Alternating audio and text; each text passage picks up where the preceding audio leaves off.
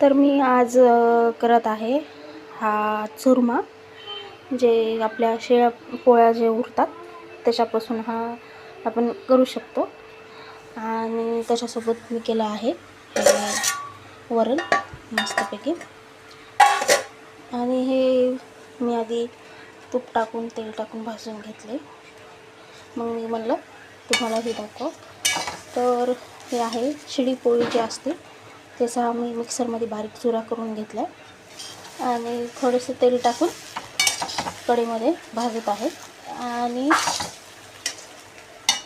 थोडंसं तेल टाकायचं असं थोडंसं, आणि थोडंसं तूप टाकायचं आहे, हे असं अर्धा चम्मच तेल. आणि मग त्याला मस्तपैकी मिक्स करून घ्यायचं असं.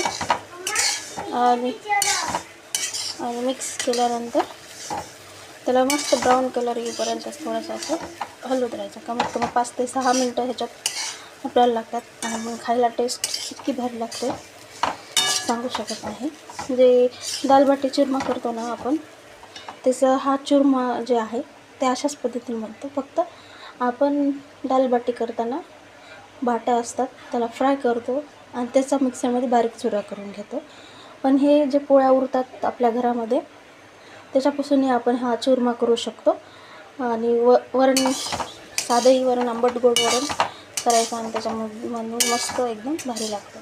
आता ह्याला एकदम कडक होईपर्यंत आपण असं फ्राय करून घेणार आहोत.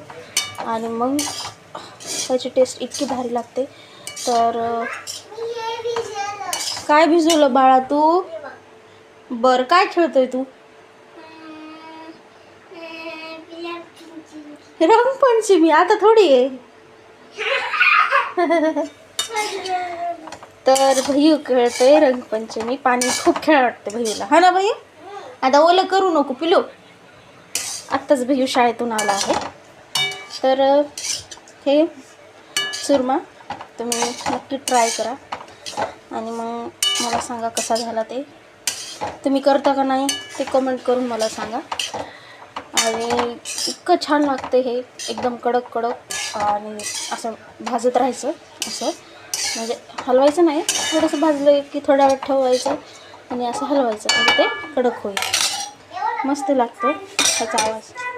हे बघा, ह्याच्यात मी तूप तेल टाकून भाजून घेतलं आहे. हे पण तसंच केलं. आता मी तुम्हाला वरण दाखवते.